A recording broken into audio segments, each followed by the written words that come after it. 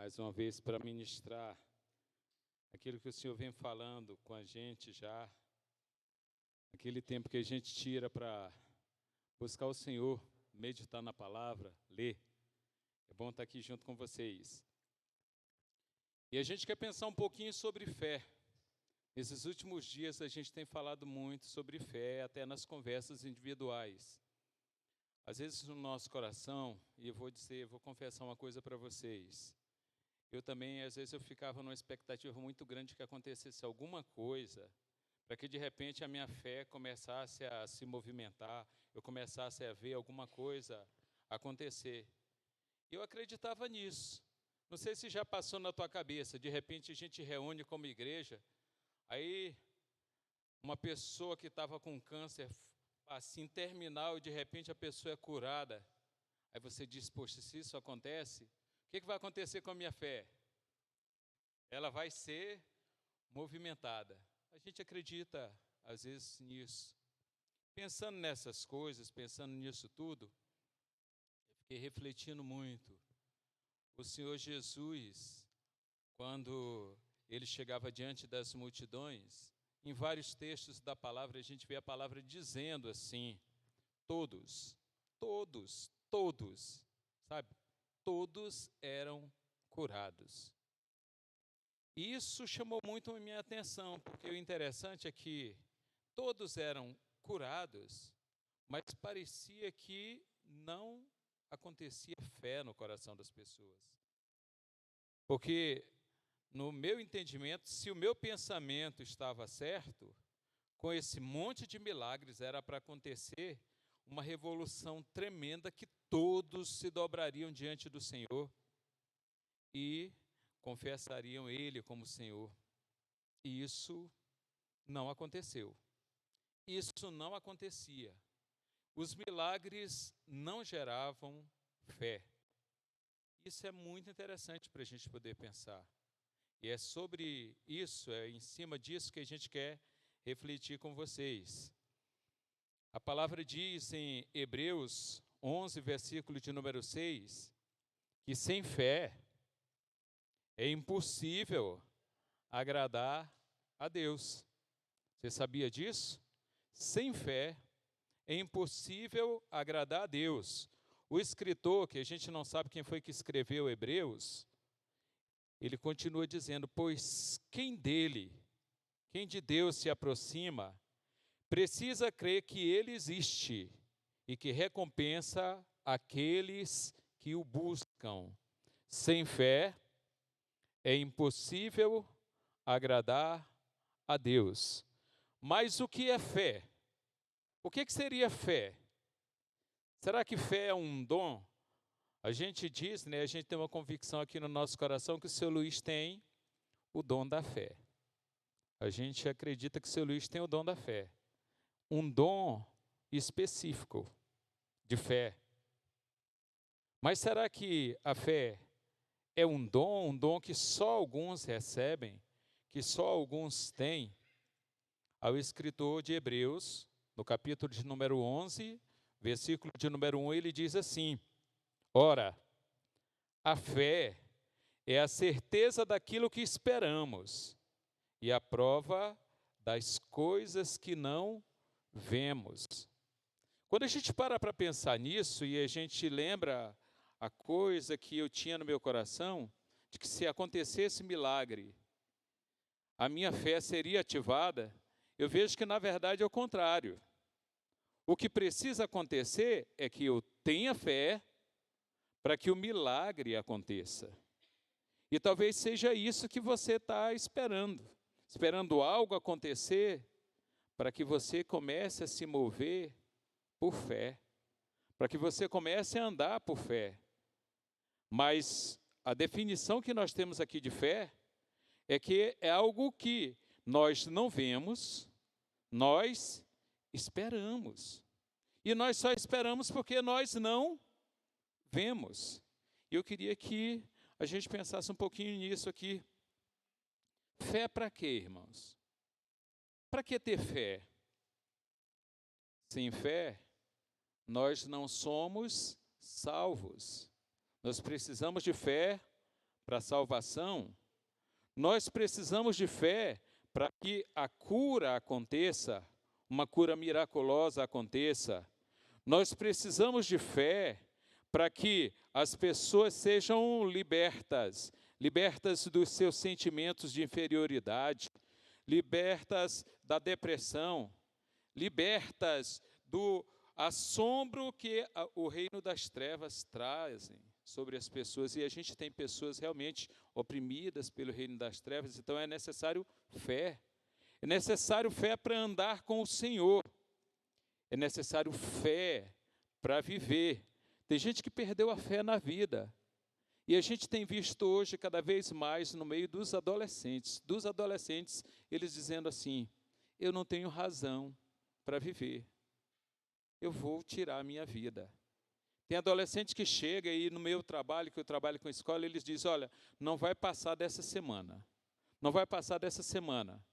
Irmãos, nesse último mês, nós encaminhamos lá na escola que eu trabalho, mais de 3 adolescentes para o conselho tutelar, porque quando a gente sabe que ele vai atentar contra a vida dele, a gente, como profissional da área, a gente precisa encaminhar para o conselho tutelar.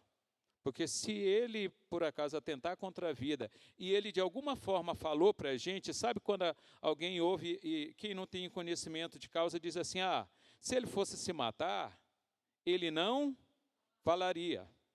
Não é assim que o senso comum diz? Os estudiosos da causa dizem o seguinte: quando ele diz, vou me matar, ele está pedindo socorro. E a gente precisa encaminhar.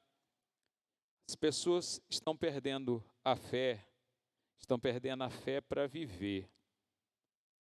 Mas estão perdendo a fé, mesmo andando no meio da igreja, a fé para arriscar. A fé para ir fazer a prova, Evelyn. Entendeu? Eu não estou preparado. Não faz, não se move. E é exatamente sobre isso que a gente quer. A gente tirou um trecho da palavra para a gente meditar junto com você. Uma mulher que buscou ao Senhor se arriscando a própria vida dela, e experimentou algo maravilhoso do Senhor. O que nós vamos estudar é a história daquela mulher que tinha um fluxo de sangue constante na sua vida e que foi curada. Você que gosta de anotar, essa passagem ela é registrada nos 3 primeiros evangelhos. No evangelho de Mateus, ele está lá em Mateus capítulo 9, versos de 20 a 22. Está no evangelho de Marcos, capítulo 5, versos de 25 a 34. E é nesse capítulo de Marcos que a gente vai parar e nós vamos tirar a nossa reflexão. Mas está também no evangelho de Lucas, capítulo de número 8, versos de 43 a 48. Repetindo rapidamente, só para você que está anotando, anota aí. É Mateus 9, de 20 a 22, Marcos 5, de 25 a 34 e Lucas 8, de 43 a 48. Eu vou ler com os irmãos aqui agora. Quem quiser acompanhar, a minha versão aqui é NVI. Nós vamos ler Marcos, capítulo 5, versos de 25 até o verso 34. A palavra diz o seguinte: estava ali certa mulher, que havia 12 anos vinha sofrendo de uma hemorragia. Ela padecera muito sob o cuidado de vários médicos e gastara tudo o que tinha, mas em vez de melhorar, piorava.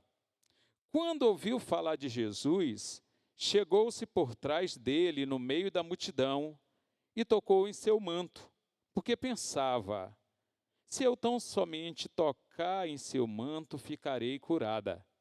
Imediatamente cessou sua hemorragia e ela sentiu em seu corpo que estava livre do seu sofrimento. No mesmo instante, Jesus percebeu que dele havia saído o poder. Virou-se para a multidão e perguntou: quem tocou em meu manto? Responderam os seus discípulos: vês a multidão aglomerada a teu redor e ainda perguntas: quem tocou em mim?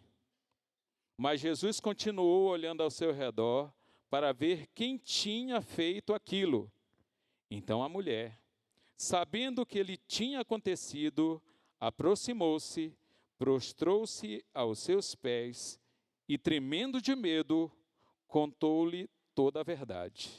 Então ele lhe disse: filha, a sua fé a curou. Vá em paz e fique livre do seu sofrimento. Amém? Palavra do Senhor para gerar fé no nosso coração. A gente precisa fundamentar aquilo que a gente fala na palavra do Senhor. Irmãos, o Evangelho de Marcos é um evangelho que os estudiosos dizem que ele foi escrito, praticamente ditado por Pedro. As coisas que a gente tem nesse evangelho, e ele é tido como o primeiro dos evangelhos, é como se Marcos tivesse conversado bastante com Pedro, e quando a gente vê, a gente tem informações nesse evangelho, assim, de uma maneira muito interessante para a gente pensar. E eu queria que esse texto, a gente pensasse nele como se fosse um relato de alguém que estava bem pertinho do Senhor e que ouviu coisas preciosas do próprio Senhor Jesus. Quem era essa mulher? A palavra, como se refere a várias outras mulheres, naquela época não era cultural se colocar o nome das mulheres. A gente tem poucos registros de nomes de mulheres na Bíblia. Apesar de que o Senhor Jesus, ele respeitava e reconhecia o trabalho das mulheres. Inclusive, o sustentáculo da sua obra ministerial, financeiramente falando, vinha principalmente de mulheres. Mas o nome dessa mulher não se conhecia. A gente sabe que a sede do ministério de Jesus era a cidade de Cafarnaum. Essa mulher, ela era daquela região. Ela não vinha de uma região distante. Primeiro porque essa mulher já tinha 12 anos que ela sofria com uma hemorragia. Ela chegava a perder muito sangue. E a gente sabe que quando isso acontece com certa frequência, a pessoa perde muito ferro. Então ela fica enfraquecida. Naquela época nós não tínhamos o que temos hoje, a facilidade dos deslocamentos. Somente pessoas ricas tinham animais para fazer esses deslocamentos. Jesus e seus discípulos faziam esses deslocamentos a pé. E isso era a realidade da maior parte das pessoas. Inclusive as legiões romanas, quando elas se deslocavam de um local para o outro, somente os chefes, os comandantes principais se deslocavam sobre animais. A tropa, de uma maneira geral, se deslocava a pé. Então, não dava para essa mulher se deslocar para essa região aqui de Cafarnaum para poder buscar o Senhor e tentar ser através do Senhor. E o interessante é que tem coisas que a gente não sabe, que a gente lê, e se a gente não atentar, se a gente não está olhando para a Bíblia de uma forma geral, parece que elas são muito comuns, porque a gente traz ela para os nossos dias. Deixa eu colocar uma coisa para vocês. O que essa mulher fez ao tocar em Jesus foi se arriscar, e se arriscar muito. Ela era proibida pela lei de fazer isso. A mulher, quando ela estava no seu ciclo menstrual normal, tudo que ela tocava, onde ela sentava, a cama que ela deitava, era considerada imunda. Se uma pessoa tocasse numa mulher que estava menstruada, eu estou falando de menstruação, eu não estou falando nem de 12 anos sofrendo com fluxo de sangue. Então, tudo que a pessoa tocava era considerado impuro e ela tinha que se isolar, ela tinha que ficar longe. E essa mulher se arriscou. Se você quiser a confirmação disso, depois dá uma lida lá em Levítico, capítulo de número 15, que você vai ver a palavra descrevendo isso, mostrando como era proibido que a pessoa tivesse qualquer tipo de contato com esse. Irmãos, essa mulher, ela era proibida, ela tinha privações na parte religiosa. Ela não podia entrar no templo. Ela não podia entrar na casa das pessoas.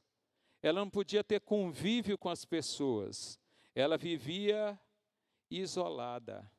Sabe aquela coisa que é muito bom, que a gente gosta muito quando a gente tem o sentimento de ser útil, de poder ajudar alguém? essa mulher não podia ajudar ninguém, porque se ela tocasse em alguma coisa, aquela coisa era considerada impura. Era esta a situação dessa mulher. E ela não estava passando por isso há poucos dias. Ela já vinha sofrendo com essa situação há muito, muito tempo. Ela procurou tudo enquanto foi tipo de ajuda que ela poderia procurar.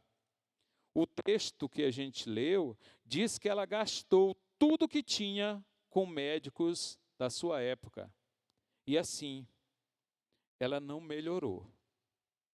Marcos diz que, pelo contrário, ela piorou. Você imagina o que é isso? A pessoa busca, ela gastou todo o recurso que ela tinha e, além de não melhorar, ela piorou. Isso está registrado bem no iniciozinho do texto que a gente leu, Marcos 5, versos 25 e 26. Nenhum tratamento médico resolveu o seu problema. A sua saúde piorava. Tudo isso mostra para a gente que essa pessoa estava numa condição de desespero. Ela era uma pessoa que não tinha expectativa, não tinha esperança, ela estava desesperada. Não tinha o que fazer mais. Os recursos tinham se esgotado.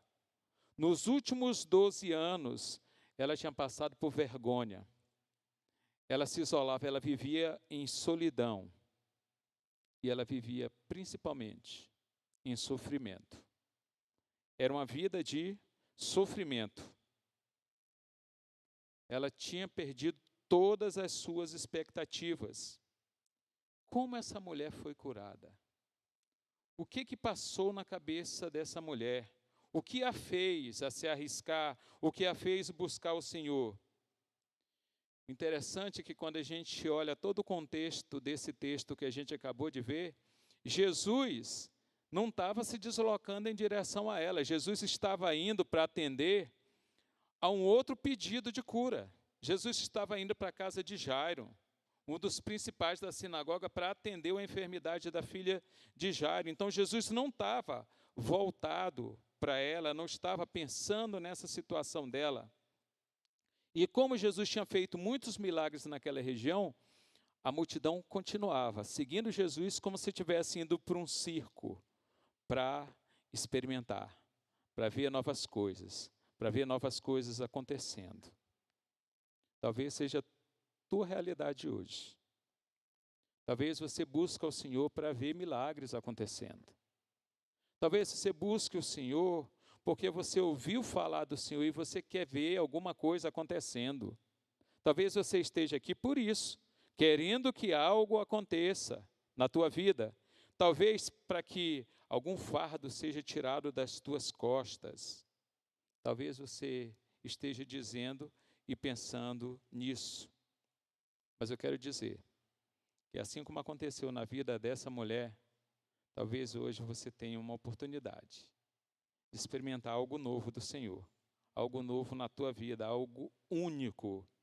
Nós somos únicos. Não existe ninguém, Evelyn, com cabelo desse jeito. Não existe. É o único que o cabelo é desse jeitinho, desse jeito. Não existe outra pessoa como nós.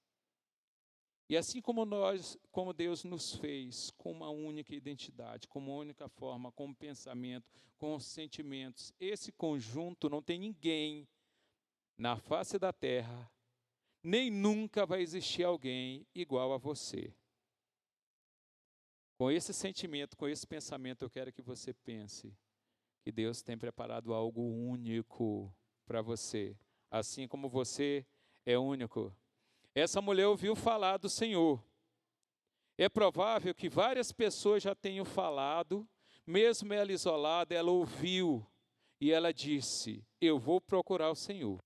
Eu vou passar pelo meio. E ela provavelmente estava fraca, porque essa perda constante de sangue, como a gente falou, ela causa fraquezas. Mas ela disse: não, eu vou atrás do Senhor. E ela se esquivou, e ela passou pelo meio da multidão. O interessante é que o texto diz que ela só conseguiu tocar bem na borda, na orla do vestido do Senhor. O Senhor usava roupas compridas, aquilo era comum, eram vestidos mesmos, longos, com roupas mais grossas, e o texto sagrado diz que ela tocou lá na barrazinha. Provavelmente ela deve ter tocado já se esquivando no meio da multidão, e pode ser que ela tenha tocado já caindo. Tocou no Senhor. Se arriscou e foi. A esperança dela estava no Senhor. A esperança estava ali. E ela disse: eu vou fazer isso sem falar para ninguém. Porque se ela falasse que ela tinha aquela enfermidade, e se ela fosse se aproximar de Jesus, não deixariam que ela se aproximasse. E ela fez aquilo sozinha. Ela foi sozinha. Ela colocou no coração dela a convicção: se eu somente tocar na roupa dele, eu serei curada. E por isso ela foi. Ela foi e conseguiu o seu intento. E a palavra diz que quando ela tocou, versículo 29 diz que ela imediatamente foi curada. Ela imediatamente foi curada.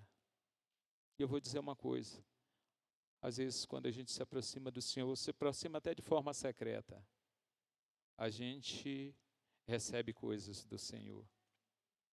E às vezes a gente recebe e quer ficar caladinho na nossa. A gente não quer se expor. A gente não quer dizer, porque se eu falar, é como se eu estivesse assumindo responsabilidade com aquilo, então eu quero ficar isolado. Eu queria contar um fato que aconteceu com meu pai, e eu tive a oportunidade de ver isso, né?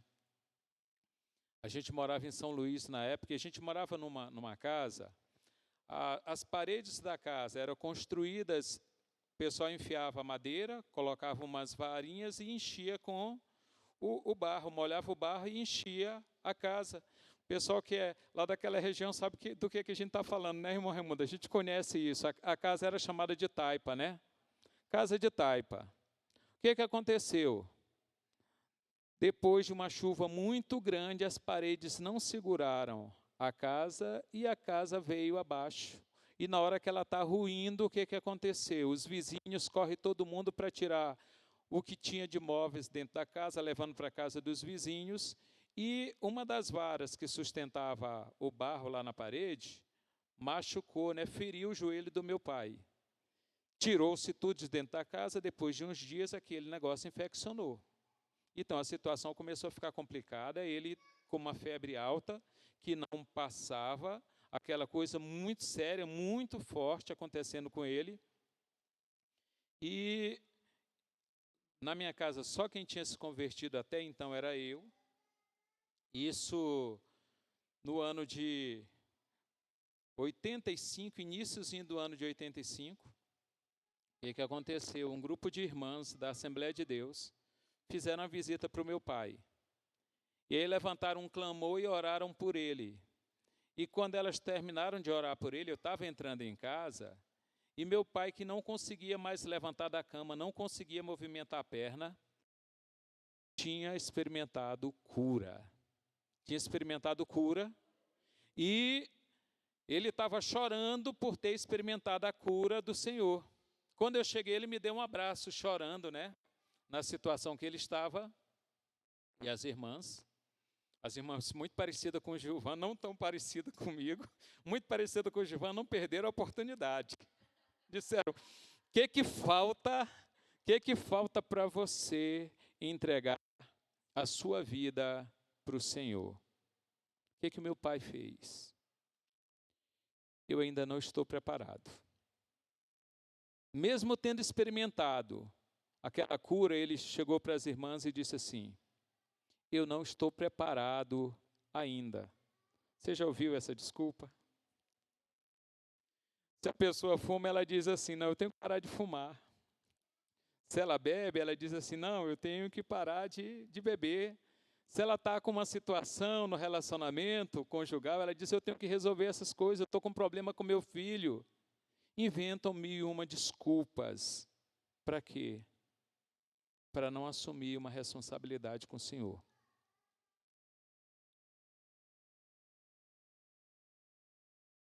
Queridos, isso aconteceu com essa mulher aqui. Ela tocou no Senhor imediatamente. Ela foi curada. E o Senhor Jesus disse assim: quem tocou nas minhas vestes? Quem tocou nas minhas vestes? Lá no Evangelho de Lucas, quando o Senhor insistiu nisso, no Evangelho de Lucas diz que Pedro, o próprio Pedro disse: Senhor, tu não está vendo a multidão te apertando para lá e para cá? E o Senhor ainda pergunta: quem tocou nas minhas vestes? Tem coisas que Deus faz, tem ações de Deus que a gente não consegue compreender. Por que Jesus estava perguntando quem tocou nas minhas vestes? Pedro disse: Senhor, a multidão que está te apertando. O Senhor Jesus sabia que dele tinha saído virtude. Ele sabia que dele tinha saído poder. E esse poder que saiu dele não podia ficar escondido. Ele precisava aparecer. Ele precisava ser visto.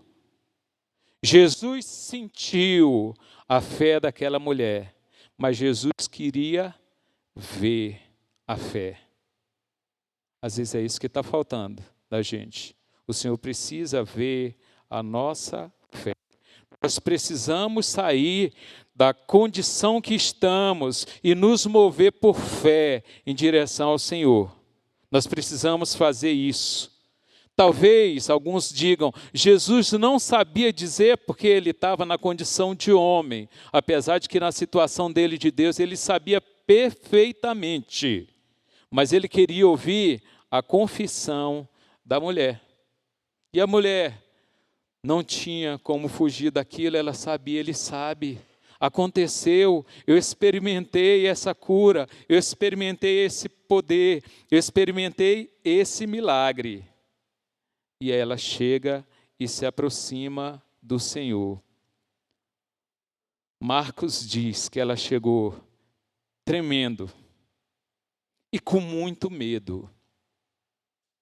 Ela nunca tinha experimentado algo tão forte. Ela nunca tinha experimentado nada tão poderoso. Isso fez com que ela tremesse e ela se aproximou. Ela percebeu a cura na vida dela e provavelmente nesse momento ela foi e contou para o Senhor o que tinha acontecido com ela.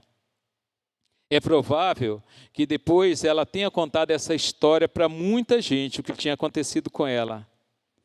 Ela disse: eu não sou mais impura, eu não sou mais isolada, eu não vivo mais numa condição de sofrimento. O que eu mais desejava agora eu posso ter. Eu posso me deslocar junto com a multidão para a casa do Senhor e buscar o Senhor. Eu posso fazer isso. Eu tenho liberdade, eu não tenho mais nada que me impeça de fazer isso. Mas quando ela chegou diante do Senhor, ela disse: que poder, que maravilha. Eu experimentei disso. Ela pode ter se aproximado com tanto medo, esperando que o Senhor Jesus desse uma repreendida nela. Olha, você não sabe que a lei diz que quando se está na situação que você está, você não pode tocar em ninguém, porque se você tocar, você vai tornar as pessoas impuras. Isso pode ser o que ela estava esperando. Mas qual foi a resposta do Senhor? O que foi que o Senhor disse? Como o Senhor agiu com ela? Não foi com crítica. Eu já vi pessoas que quando se achegam para o Senhor, elas se contêm, elas caem no choro, elas choram muito, elas se derramam, né? E eu falo para você, chora e baba muito. Tem gente que se joga no chão e não consegue sair dali, ele fica experimentando. O que o Senhor fez com essa mulher? O Senhor não a repreendeu, pelo contrário, o Senhor trouxe conforto para ela e trouxe orientação. Ele disse assim: filha, olha como ele se referiu para ela. Ele chamou de filha. Ele disse assim: filha, a tua fé te salvou. Vai-te em paz e fica livre do teu mal. Filha, a tua fé te salvou. É assim que o nosso Senhor nos recebe. Quando Ele vê a fé no nosso coração, Ele quer essa manifestação. Talvez você precise de uma cura física. Talvez seja emocional. Talvez seja social. Talvez você precise de paz interior. Talvez você precise se religar ao Senhor. Mas eu queria que você pensasse, que você guardasse algumas lições aqui sobre essa história que a gente acabou de trazer para vocês. Primeiro, não existe causa impossível para Jesus. Jesus é a esperança dos que não têm esperança. O Senhor é a esperança. Aquela mulher gastou todos os recursos que ela tinha. E quando ela percebeu que os seus recursos não podiam mais nada, tudo que ela podia fazer, humanamente falando, não haviam dado resultados para ela, ela ouviu falar de Jesus. E esse ouvir falar de Jesus gerou nela fé. Quando ela ouviu isso e buscou o Senhor, ela pôde ser liberta da solidão terrível que ela vivia. Ela pôde ser liberta e ter paz daquela vida de agonia que ela tinha. Ela parou de ser considerada imunda aos olhos de todas. Ela começou a viver em esperança. E o Senhor a acolheu e a chamou de filha. Filha. O Senhor quer te chamar hoje de filha. O Senhor quer chamar você hoje de filho. Segundo ponto que eu queria que a gente levasse de reflexão é que Jesus, Ele é quem ensina. Presta atenção numa coisa. A lei dizia que quando alguém que estava impuro tocava em alguma coisa, ela tornava aquele objeto também impuro. E o Senhor Jesus, Ele diz que o seu sangue nos purifica de todo pecado. 1 João, capítulo 1, versículo de número 7 diz: o sangue de Jesus, seu Filho, nos purifica de todo pecado. A pureza que o Senhor traz, ela é sem igual. Enquanto alguém impuro tocava em algo e tornava aquele algo impuro, o toque que aquela mulher deu em Jesus teve uma ação contrária. O Senhor a purificou. Então não pense que você precisa mudar algo dentro de você para se aproximar do Senhor. Não é essa a verdade. Quando você se aproximar do Senhor, esse algo vai mudar em você. É o contrário. Jesus é quem faz. Jesus é quem ensina. Quando tocamos nele, ficamos puros. O terceiro e último ponto que eu queria pensar com vocês aqui é que a fé é um instrumento para a manifestação do poder de Deus. A fé é um instrumento para a manifestação do poder de Deus. Você quer experimentar milagres? Haja com fé. Se mova com fé. Através da fé, Jesus curou aquela mulher. tanto fisicamente quanto espiritualmente. Quando ele disse assim: filha, a tua fé te salvou, a tua fé te curou, é porque a fé faz isso. A fé nos cura completamente, no corpo, na alma, no espírito, nos religa ao Senhor, nos religa a Deus. E o que a gente muito nisso. É interessante o Senhor Jesus, o Senhor Jesus ter dito: filha, a tua fé te curou. E às vezes passa despercebido. Queridos, se o Senhor Jesus não tivesse falado isso, é provável que as pessoas estivessem perseguindo aquela roupa de Jesus, achando que aquela roupa fosse da cura. Eu não sei se vocês já ouviram falar no Santo Sudário. As roupas, os lençóis que envolveram Jesus quando o sepultaram. Existe um monte de gente no mundo inteiro ainda hoje perseguindo aquelas roupas, acreditando que aquelas roupas fazem milagres. Existem pessoas atrás do cálice que Jesus usou na última ceia, acreditando que aquele objeto faz milagre. Vou dizer uma coisa para você: o que gera milagre é a fé. E a fé vem pela palavra do Senhor. Amém? Queria que a gente guardasse isso no nosso coração. Quer experimentar do Senhor? Quer experimentar aquilo que o Senhor tem para você? Dê um toque de fé. Amém? Vamos orar? Queria te convidar para ficar de pé.